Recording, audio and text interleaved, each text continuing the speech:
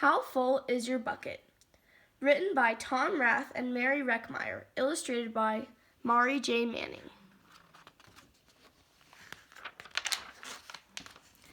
Felix was putting one of the last blocks on his tower when his little sister came in. "I want to build with you," she said. Felix scowled. "Go away, you're too little." "I'm big." "Stay back, you'll knock it over." "I can be very careful." "Go play with your baby toys, Anna." Thwack. "Grandpa!" Grandpa shook his head. "Felix, you just dipped from your sister's bucket." Like everyone else, Anna has an invisible bucket. When it's empty, she feels bad. But when it's full, she feels great. Didn't you ever notice your own bucket? Invisible bucket? Sometimes Felix couldn't quite tell when his grandfather was joking. But the next morning, when Felix woke up, there it was, a small gray bucket floating above his head. When Felix came down to have breakfast, his mom was in a hurry. "I've got a meeting this morning, and it's almost time to go." "Anna, sit still!" Felix slipped, and choco wheat scattered across the floor. "Felix!" yelled his mom. "You should have used the stool to reach that." Felix could feel his bucket tip and big invisible drips spill out. Drip, drip. "Ha ha," Anna laughed as she crunched the cereal with her shoe. Drip. "Get the broom and clean that up before you miss the bus," scolded Mom. With the school bus honking, Felix quickly swept up the choco wheats and grabbed the last blueberry muffin. But before he could even take one bite, Buster jumped up and grabbed the muffin from his hand. Drip.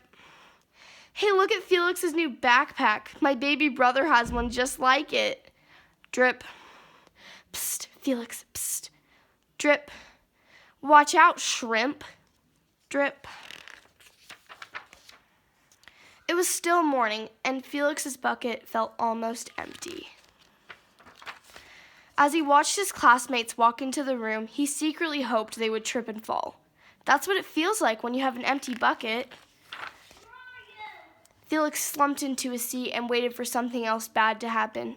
Mrs. Bumblenickel walked slowly up to his desk and handed him a paper. He could hardly bear to look.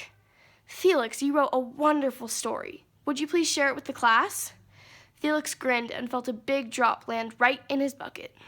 Drop. Drop, plink, plop, drop. "The Gigantosaurus Who Wanted a Pet," by me, Felix. The class grew quiet. They laughed at all the right places and oohed at the scary parts. When Felix finally read the end, everyone clapped, even Emily, who sat next to him and didn't usually like dinosaurs. Felix felt a whole shower of drops land in his bucket. Maybe the day wouldn't be so bad after all. Drop. Team captains today are Veronica and Felix. Drop. "Nice cow." "It's a dog." "Well, nice colors there, Felix."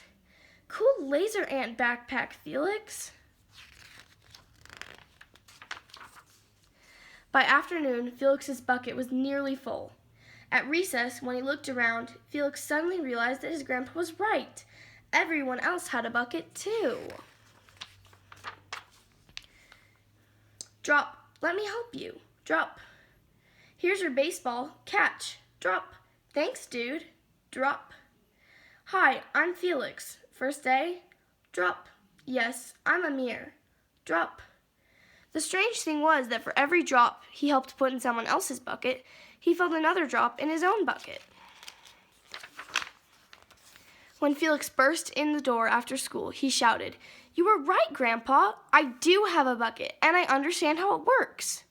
Then he saw Anna's torn doll. "Bad dog," he almost scolded. But then he thought, dogs might have invisible buckets too. "Your doll will be okay, Anna," said Felix. "Mom will fix her." Wah! "Until then, do you want to help me build the tallest building in the world with my blocks?" And so they did. The end.